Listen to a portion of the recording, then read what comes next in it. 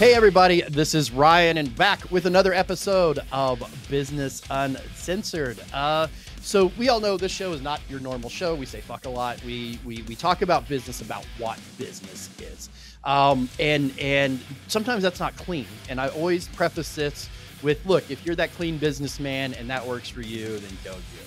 But I always made my deals at conferences, at stuff. I would find the smokers. I would go bum a cigarette, and out there behind the dumpster, I probably made more business deals than I ever made on that conference room floor. And that's kind of the premise of the show: is business is not always clean. Business is not always what you think it is. It's not a plasticky LinkedIn, here's my business card, and 2 days later you have a business deal. There's a lot of minutiae into business, and this is where we talk about them all. Now, I want to make sure I get your last name right, but with me, I've got Donnie Boivin. Boivin, close. Boivin. Yeah, See, nobody I ever fucked gets that it up. right, dude. Growing up, I just listened to somebody say Donnie and something begin with a B, right? And I knew they were talking about me. So, Oh, no, absolutely. And, out of all the things we talked about before the show and our other conversations, never once did I fucking thought about dude, how I never to take actually offense to it pronounce. whatsoever. Well, Like, no, I get it. My last name is spelled Sherrer. so like Sharar or Shariar, or that's a fucked up last name like mine. That is a fucked up last name. It's Sheer. It's one syllable. Sheer. Sheer. One Well, syllable. can you just take some of the fucking R's out of it then? Well, Jesus. I would love to, but legally I got this fucking shit show of a name, so I'm going to roll with it. My middle name's Lucas, so when I was out in comedy and when I was out on radio and stuff, I went by Ryan Lucas. I just dropped it all together. But Oh, that makes it a lot easier. yeah, it does. But for this thing, since we have it all typed in and SEO and shit, I figured, you know what, I'll at least not disappoint my father this time and use my last name. So This time. this time. Oh yeah, that's a whole nother show. We won't do that one. So one of the things that we're going to talk about today is how to turn or how failure is an absolute part of our success. We were talking beforehand about just kind of our path into where we're at. So go ahead and why don't you tell us a little bit about you and your failure and kick us off in this journey of fucking up. Yeah, for sure. I hate when people tout their accolades, so I'll just walk through the moment where I fucked everything up, Yes. and then what came of it, right? So, but I turned 40 before I even knew you could start your own business. I'm just a blue collar kid, right? You work, you get a job, you retire. That's just how we're raised. And but turned 40, I heard these assholes, Gary V, Tim Ferriss, and I got nothing against those guys. I say assholes endearingly.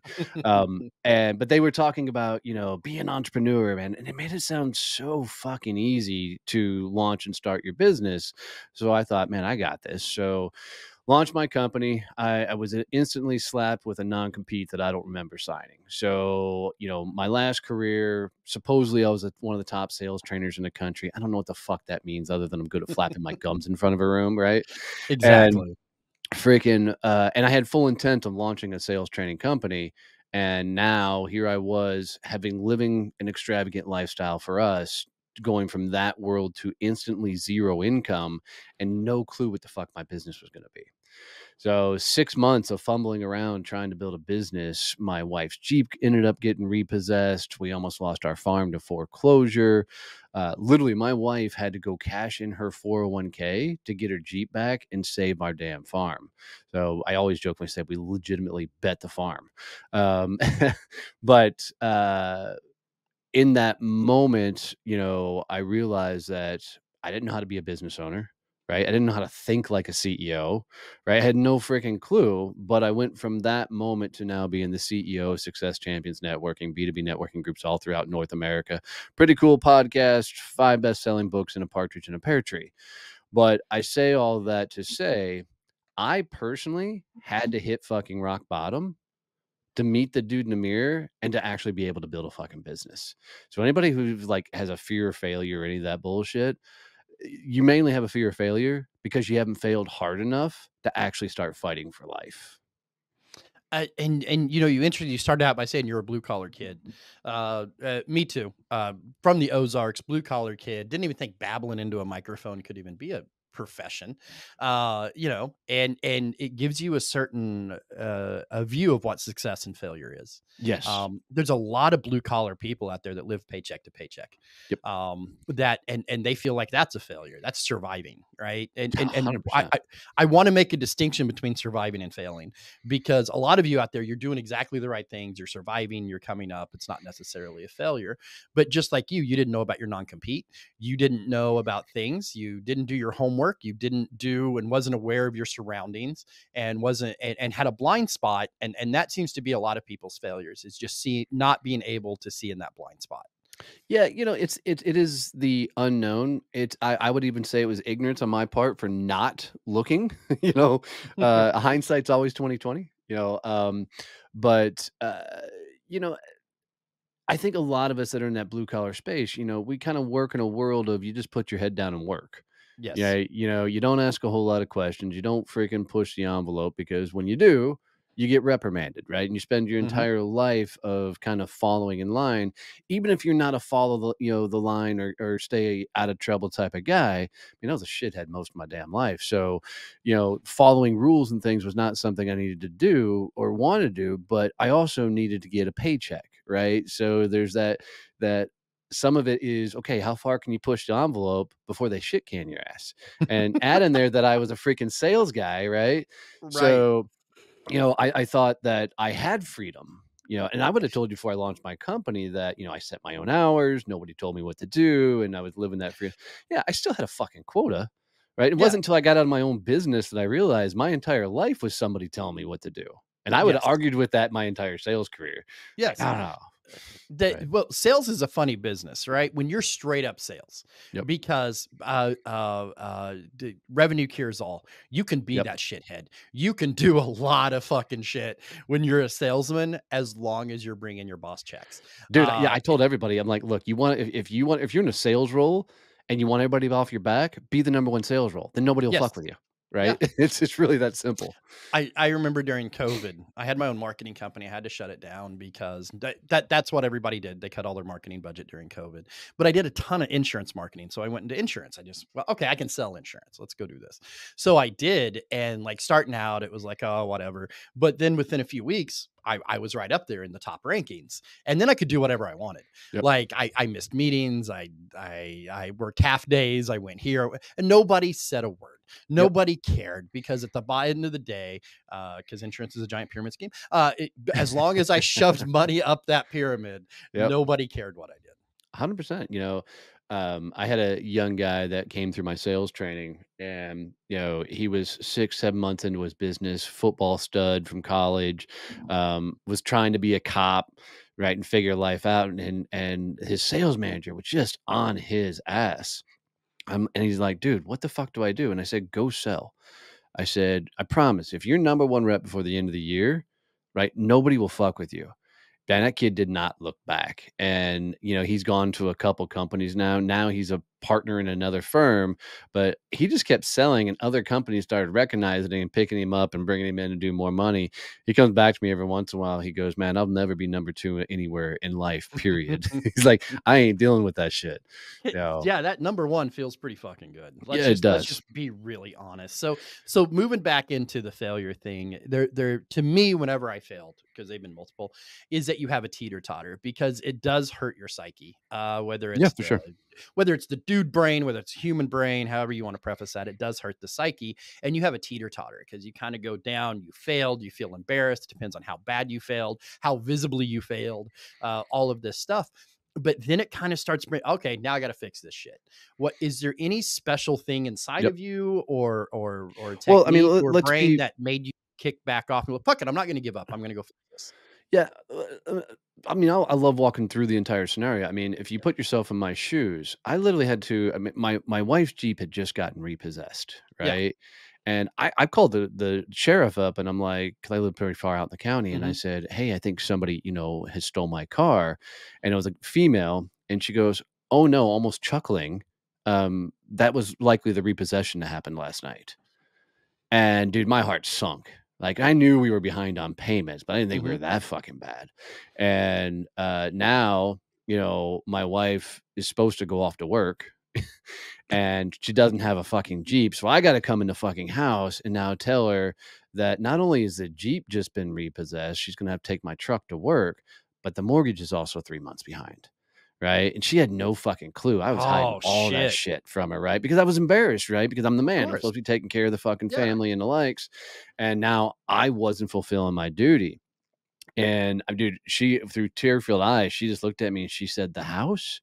Because I told her there's a good chance we were going to lose the house. Mhm. And, she went off to work and here I'm sitting like I can't do sales training. That's what I know. Like I don't know what to fucking do next. And I've never been suicidal, never had suicidal thoughts, Yeah. man. But I'm sitting in my bathroom looking at myself in the mirror. I'm like, you are a worthless piece of shit. Like how the fuck can you not take care and provide your wife? And by the way, we had built the second house on the property for my mother-in-law.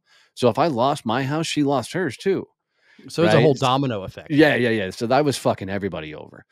And as I sat there looking in the mirror, thinking that I was just flat out scum of the earth, I had the weirdest thought happen. And as I'm looking in the mirror, and I said, "Can you say the words I love you?" And it just sounded too fucked up to me. Like, why would you Yeah. look at yourself and say I love you? It's just not something a dude Yeah. should do in my head, type thing.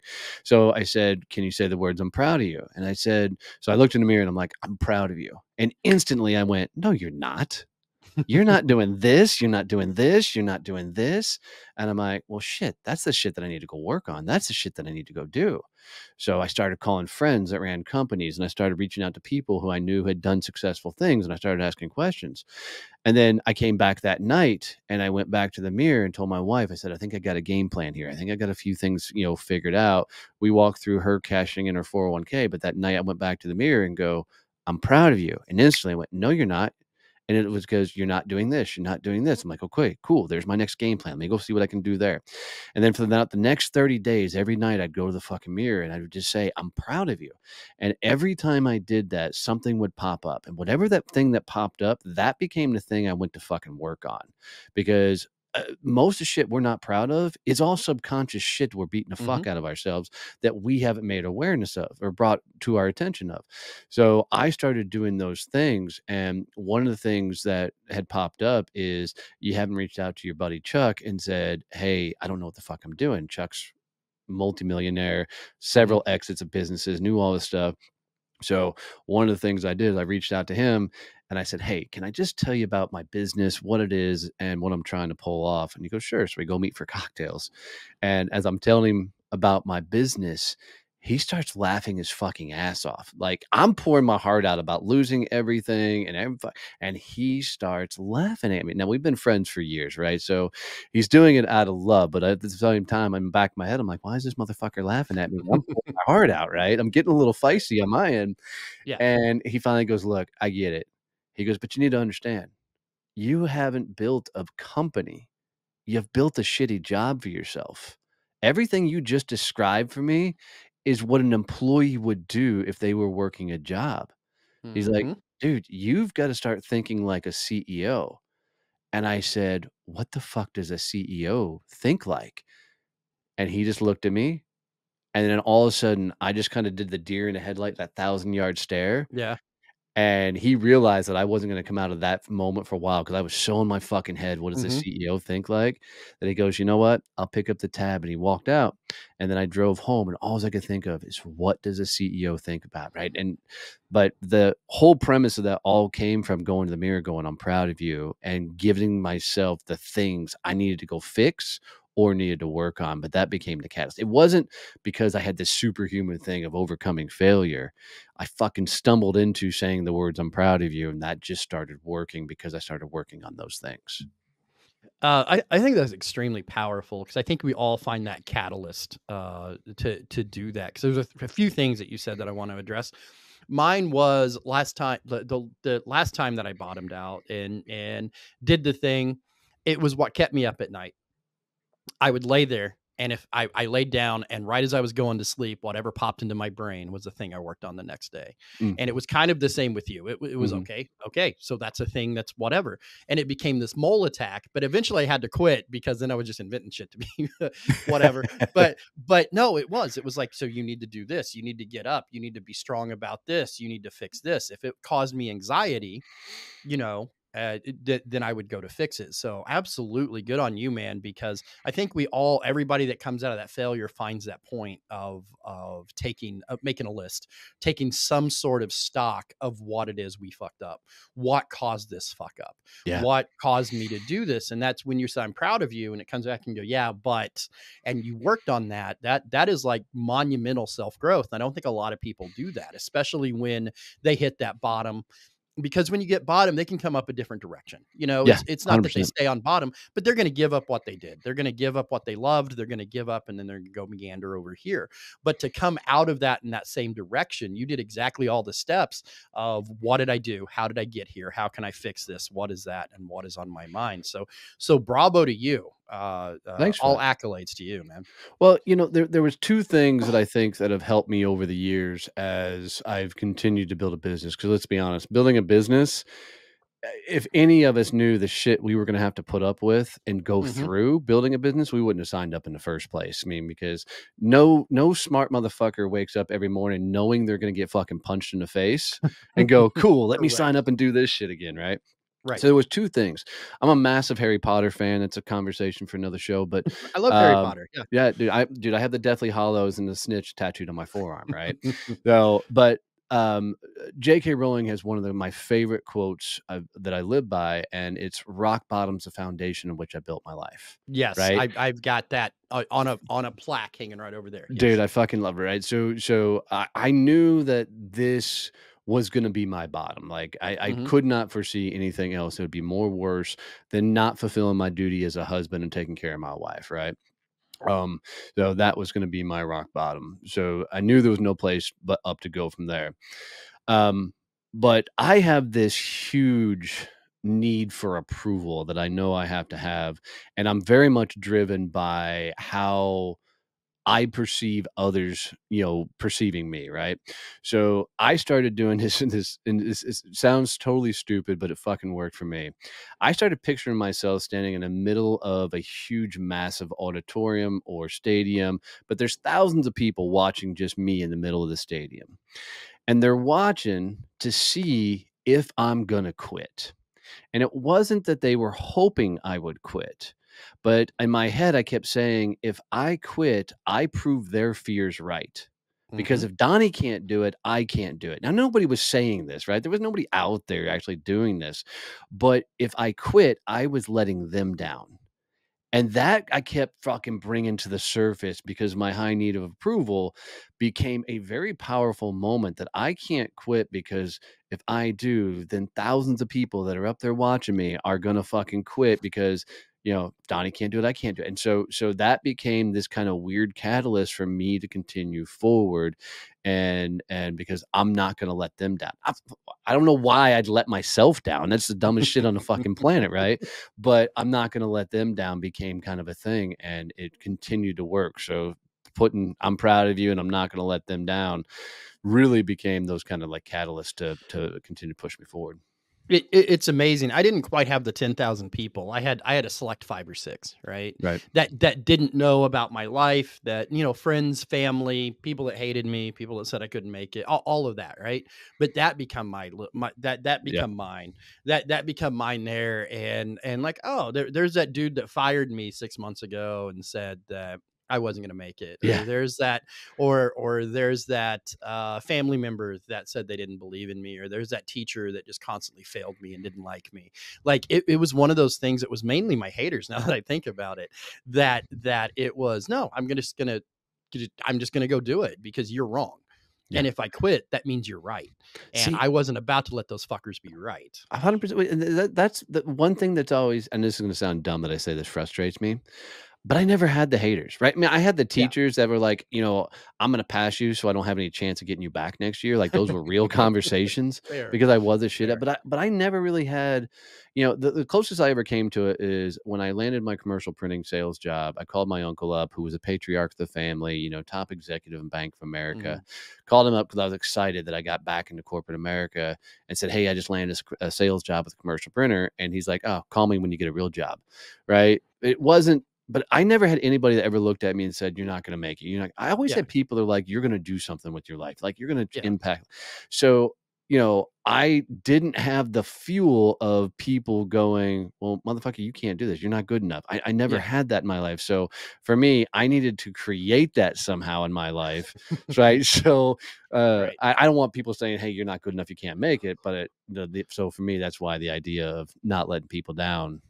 But I think that's weird now that you say that, because I think a lot of it was I might have invented the hatred as well. right. As well as I got older and went to therapy, they can thank me for the fucking pool. That I found out that Pretty sure I a bought lot. my therapist a house. I get Yeah, right. it. I found out that maybe, I think there was more people out there that was supporting me and telling me the same things as you, like I'm great, I'm impactful, and I'm going to do this stuff. But I don't think I focused on them. I think I focused on the haters. And I think that's just a difference in personality and Well, opinion it's or it's whatever the fuel is, right? I mean, you yeah. gotta find the things that are gonna drive you because, I mean, only like 1% of the world, like your Elon Musk, are these self-driven motherfuckers You're right. that are just, your Mark Cuban, Zuckerbergs, Bezos. Those guys are the 1% of the world that are just Oh so yeah. fucking driven. The rest of us gotta find our fuel, Hmm. and, that fuel can come from any direction. It can come from your haters, right? Some people Yeah. I know that, they got that "fuck you." Like, you look at a Yeah. guy like Michael Jordan, right? His "fuck you" was his high school coach, right? Yeah. Which one of the most brilliant moves on the planet was watching Michael Jordan's, Hall of Fame speech, and he invites the damn high school coach and said, "I told you," right? I Yeah. mean, I fucking told you. right? Um, Uh, so for a lot of people, you got to find that fuel. yeah. And that was mine. Now these days it's myself, right? That the only person sitting in that box anymore is an older version of me. I know that sounds hokey. I know that sounds whatever, but at a certain point, I didn't like being watched, even when it was in my head, right? Even when it was that catalyst of your 10,000 people or my haters in a box. Eventually, that started taking the toll. And after therapy, it was more. It's just older versions of me in that box now. And instead of my drive being to prove them wrong or anything, it's just to make myself proud. We're time machines, right? 20-year-old Ryan, 30-year-old Ryan, 40-year-old Ryan, 50-year-old Ryan are time machines. So I can look back at 25-year-old Ryan and seeing how fucked up I was. And I think I was a truck driver at the time, and I had no ambitions and burning through relationships and doing whatever. And to see 25-year-old Ryan set in that box and look at 45-year-old Ryan and go, God damn it, I made something of myself. Holy shit. That makes me happy. So And that becomes my new motivation. yeah, I like that. For me, I still have to set traps for myself, right? And so like this year, I knew I needed to get into the health game. Like, I haven't Mhm. worried about my health since I was in the Marine Corps. 22 years old, right? Yeah. So just turned 47. And I'm like, okay, this year I got to do something with my health. So I got to, find a way. But I know that the idea of going to the gym every day, I've never been a meathead, right? I've never liked Mhm. running. I'm like, there's no motivation to drive to go there. There's no motivation to drive to eat better and healthy. I'm like, so I've got to set a trap. So my ass in January signed up for a Tough Mudder in October. Oh, no. Fucking 10 miles, 21 fucking obstacles. And then I went straight to LinkedIn and told everybody, I'm like, look, I need to get healthy. I signed up for a Tough Mudder. So now I'm putting public accountability on top of this damn thing. So now every week I've got people that some of them I don't even know. They're like, how's the training for the Tough Mudder going? Because now I've put it out there that I'm going to do this. So now, of course, I got to do videos of me at the fucking gym, right? I ran a 5K in March. My goal was 30 minutes. I ran it in 31:25. Which for a 47-year-old guy is really good, but in the Marine Corps, a 31:25 would have got me kicked out of the Marine Corps, which is just Mhm. funny to me. um, but freaking, uh, oftentimes for me to really push the envelope, I need public accountability. Like I need to have a trap. Like I'm going to let a shit ton of people down if I don't accomplish this. And Mhm. I know that's just how I'm wired. And so I constantly find ways, okay, what's a trap I can put out there that I'm on display for the whole world? I don't know why, but I think I've always performed better in front of a fucking audience. So I try and create that audience for myself. There was some weird, and kudos to you. I absolutely, because I think that's very powerful. And I think if you have that mindset, social media, your followers, doing podcasts, doing all of that is very strong with that. Yep. About 5 or 6 years ago, I gave up on being a comedian, being a podcast, gave up on all of that. And I think that was where my big switch was, that internal thing for me. Now I do most of the things I do, not a plug for our company, but I produce like 18 podcasts, video content. I help people align content on the internet. Authors, I help them make content aligned to their books. All these things that I did in making content, I now do for other people. And for some reason, that makes me way more happy Right. than ever being in front of people, because I'll put up a video I'll put up a video, or I'll put this podcast out and it'll do okay. Or I'll post something on Facebook and it'll do okay. And I'm like, all right. And then I look and like, oh, with all my content this week, all the content that I produced, made, edited, my company did, I got like 17 million views on the internet. So I don't like for me personally, like if I make a little video and it gets 8 likes, I'm happy. Right. But because in the back end, it's now what I do. But I think it comes from the same place as you. I think it's exactly the same place as you. That's still my work. I would be very sad at night if I come home and I didn't have that millions of likes on this, or the people, or working with the people that I do. So it's more, I become more of the artist thing of that. Here, I want my product to get all those likes, but it's the same thing. Instead of it being a person, it's my product, but it's the same exact thing that you're doing. Yeah, 100%. It's really interesting. Like I had yesterday, was on another podcast, and we were talking through just some of the strategies we're looking at to grow our company. And one of the ideas is to, help our members get more exposure, whether it's podcast, books, and the likes.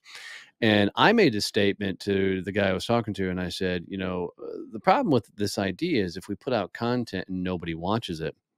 And he goes, "What's the point of your podcast?" He goes, "Why do you podcast?" And I said, "Well, most times I podcast because I want to meet the person I'm talking to, right? I A want the thousand network, percent. right? I want the relationship." And he goes, "So why does it matter if anybody listens to the show?"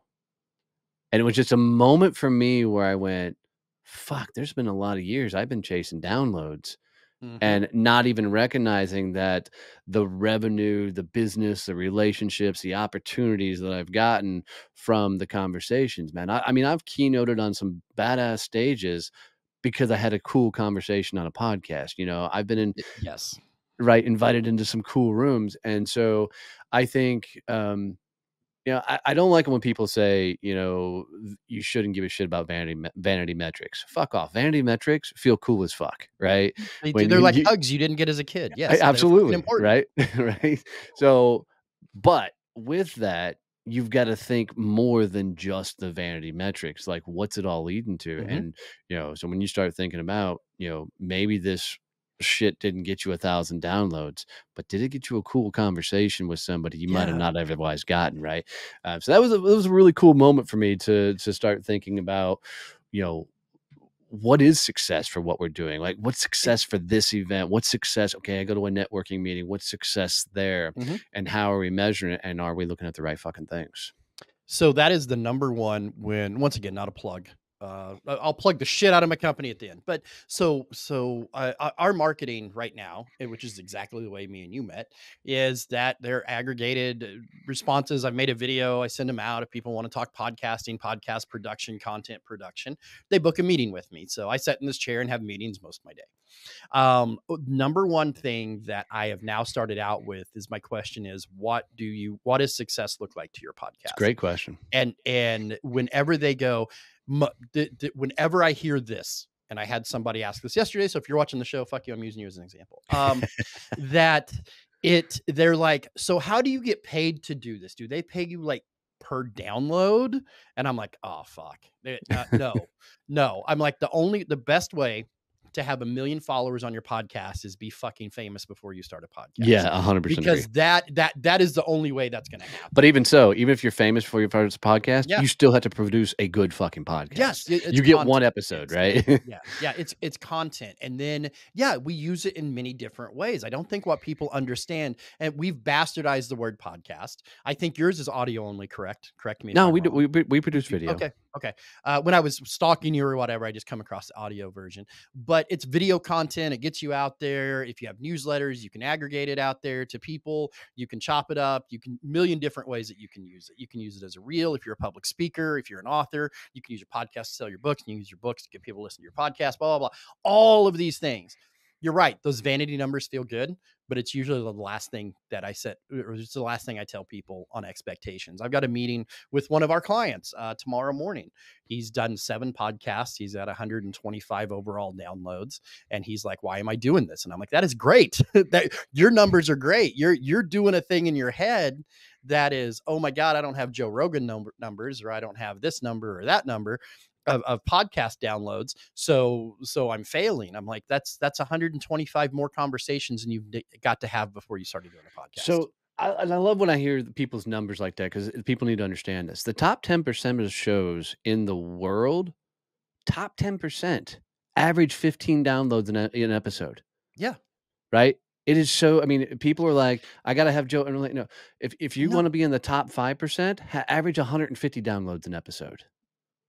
Right? You know, you're not going to get to the top 2%, top 1%, top 0.5% until you start hitting the big numbers. But at 15 downloads an episode, you're already sitting in the top 10% of all podcasts. Right. Out there, internet loves to correct people when they're wrong, but I podcasting is my life. I do this for everybody. So the numbers are pretty close to this. There's 2.5 million registered podcasts in North America. Only about 250,000 of those, or 25.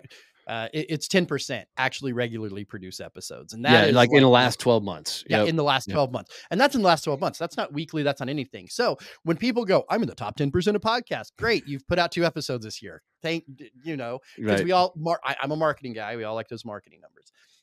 And out of that 25 or that 250 or 200,000, numbers aren't my thing, right? Out of that 10%, only like another 10% of those produce weekly episodes, and only in like another 10% of those. So when you start chopping those down and you hear, I'm in the top 10%, I'm in the top 10%, it's not that big of a bar to jump over. And I'm not trying to put anybody down.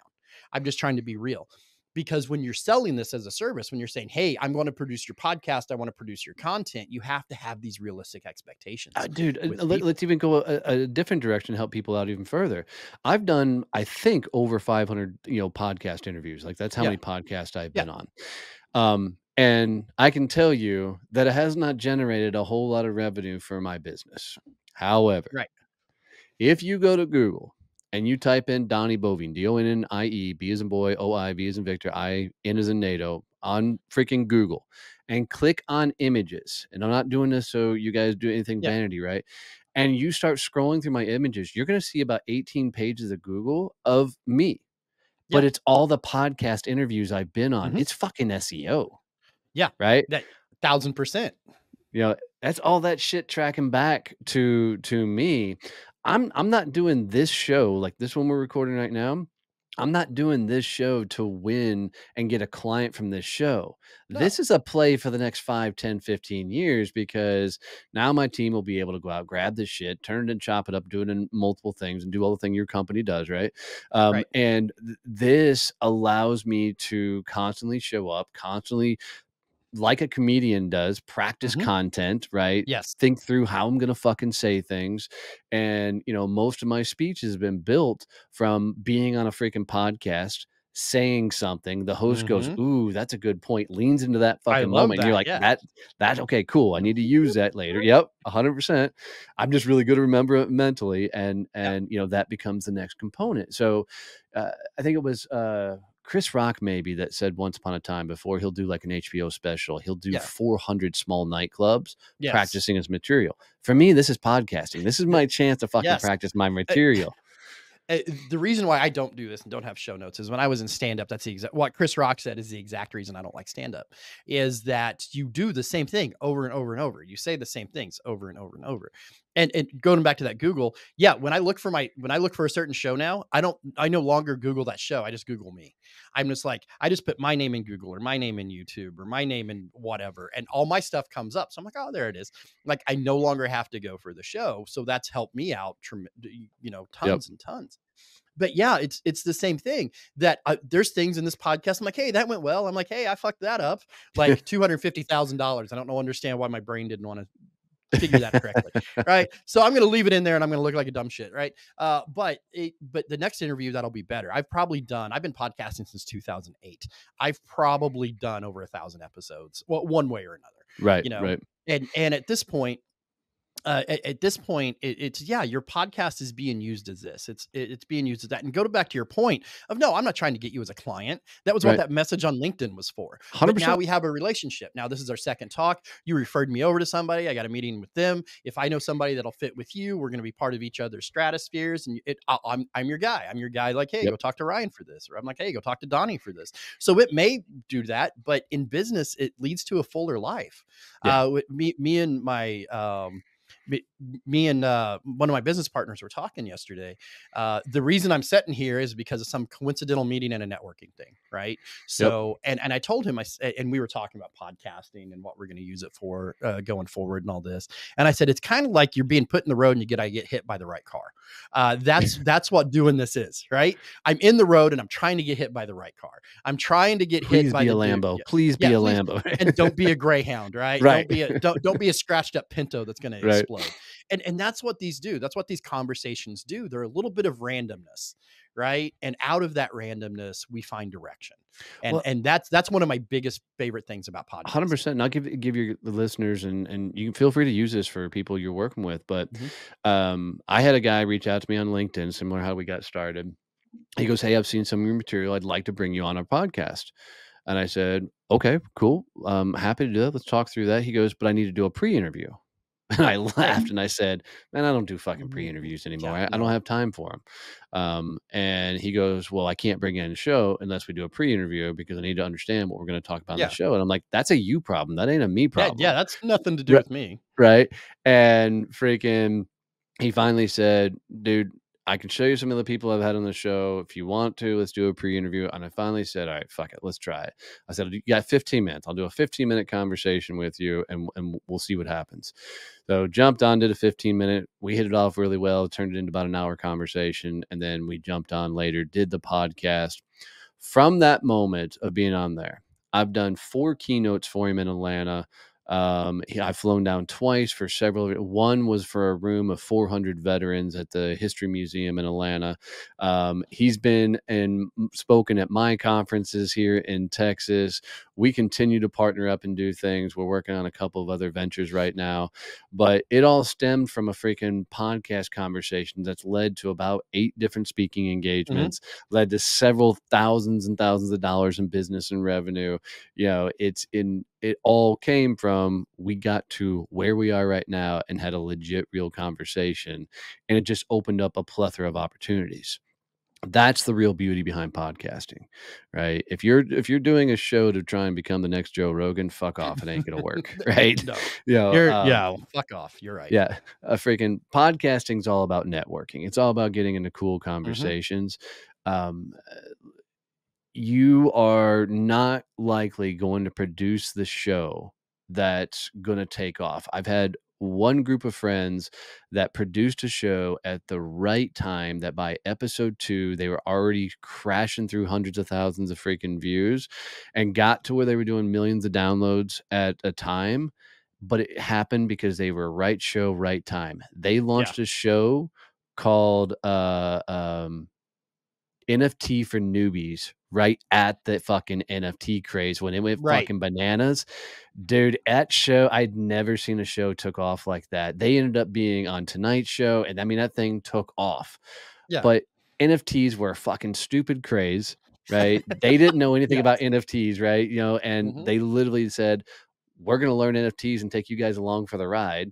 So right place, right time, right content. Very rarely are you ever going to find that perfect fucking gem like that. No, and I'm not gonna name drop, but I work with a couple people that are connected in the big video game industry. We're talking Bethesda, EA, stuff like that. And I Nice. work with them quite a bit. And I do their podcasts. And I know for a fact, these are people that have voiced main characters and big characters, high level AAA video games. If you're alive and have ears, you've heard these guys' voices. They work in the voice acting industry, right? Right. Yeah, he's got a couple hundred downloads per show, Yeah. right? Yeah. And he has like other big name voice actors on, and we're doing everything we can to get that show to take off and grow organically. Like there are Yep. services out there, but it's one of the things. I produce his show to get him to do voice work for me. So we have a trade, right? So it's one of those things that, yeah, we do everything that we can. We do the social media clips, we do the newsletter, we put it out here. I have a bigger following than he does, so we put it on mine and we share, we do back and forth. And 20 episodes in, he's got a couple hundred downloads an episode. And that's fantastic. Yep. That is like the numbers you want. We know because it's going up, Yep. right? Because podcasts, no one ever goes and unsubscribes, right? But as long as your numbers keep going up, and we use Raponic and we use a couple other things to go in, back look, see things, how they're do all of that stuff. But still, that's still realistic. This dude is like rich and famous, and he's only getting a couple hundred. Well, yeah, At and 20 I episodes. think people have to understand, man, when you're choosing what podcast you're going to listen to, you're literally pulling out your phone and you're like, oh, I'll listen to that one today. Yeah. And you'll give it a few minutes. If it sucks, it's so easy to go, oh, you know what? I'll listen to this one today. Yeah.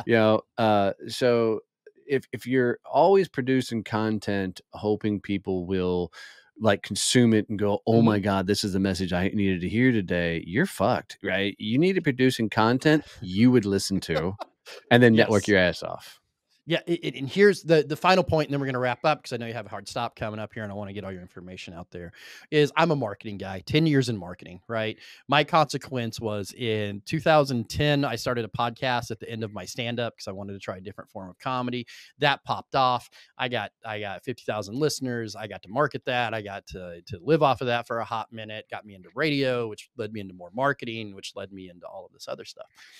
So then I was a director of marketing at an Inc. 5000 marketing company out of Nashville, Tennessee for several years. I'm telling my accolades to tell you, I generally don't try to preface all this, but I'm a marketing guy, and marketing is everything when it comes to podcast. What I would tell you, and every strategy meeting is this: Ruth Chris Steakhouse and Waffle House have two totally different core groups of people that shop them. 100%. Just because you own a restaurant doesn't mean a motherfucker has a stomach as your customer. When you produce a podcast, when you produce content, not everybody is going to like you. Not everybody is going to absorb that content. And maybe it's shit content, but let's just say you do good content, right? And whatever. You literally, in your marketing of your podcast, have to sit down and fill out the same fucking marketing plan that you would fill for any other product. Who is my listener? What is their like? What is their age range? What is their income range? What is this? What is that? You have to build your perfect listener and then deliver it to them.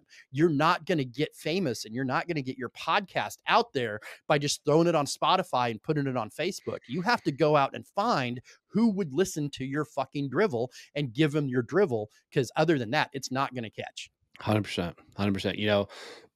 I tell other people all the time, like, you and I could share the stage right now, say the same thing. Some people are going to go, dude, that bearded dude's a fucking asshole. Other people are going to go, man, that guy in that ball cap, I can't stand his fucking voice, right?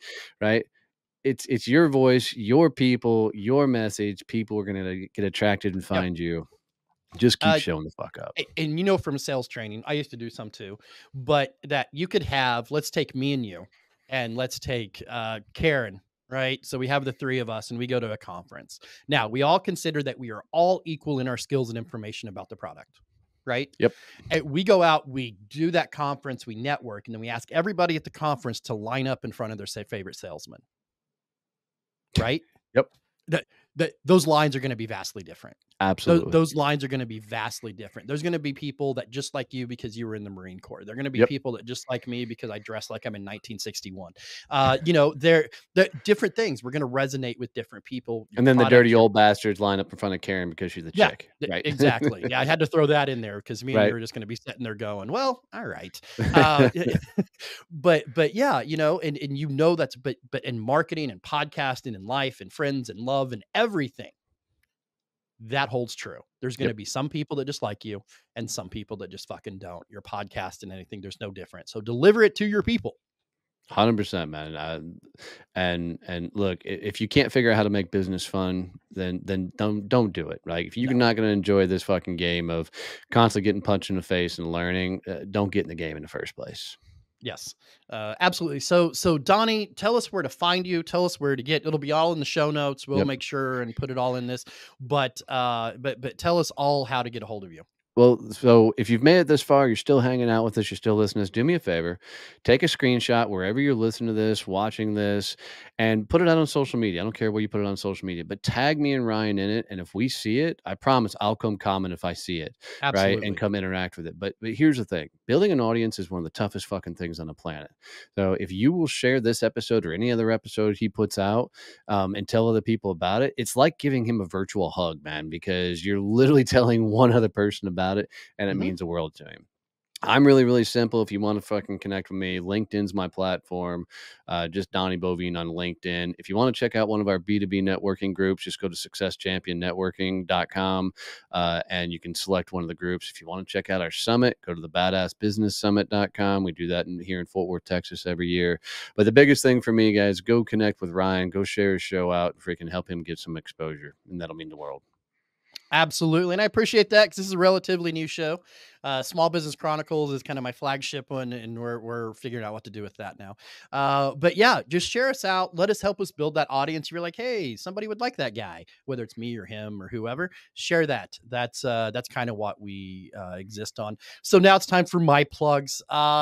So this show is brought to you by Titan Media Works. It's a company I may or may not own. And what we do is that we make podcasting easy for you. Now, look, video content and audio content, any repetitive sort of video presence, social media presence is really how you get your name out there. We all know that. Nobody denies that. Getting that done seems to be everybody's problem because you're busy. Your time matters. Maybe you don't have the love to do this. Maybe you don't like production. Maybe you don't like those things. Well, we take that all away from you from top to bottom. We can make it as simple as you show up, you talk into this microphone, and through the magic of what we do, a few days later, your finished professionally produced podcast shows up, or we can be less involved and just take on the pieces that you don't like. And that's Titan Media Works with an X. Isaac will put this all over the screen and make it all over here. So you can go there, check us out. LinkedIn too. Look for me on LinkedIn. Google my name. We already started out with my name's all fucking weird and there's not very many of me. So you can just Google my name, LinkedIn my name, whatever, reach out on one of those things. I live on the internet because I have no other life. So I will find you. So just reach out to there. And that has been another episode of Business Uncensored. Thank you so much, Donnie, for stopping by. This has been one of my favorite episodes so far because you're the embodiment of what this show's all about. Business is business. It's not always clean. It's not always fun, but it's always real. And that's what I want this show to be about. So I appreciate your time, my friend. Absolutely, brother. Thanks for having me on. And guys, freaking share this shit out. Let's grow a show for him.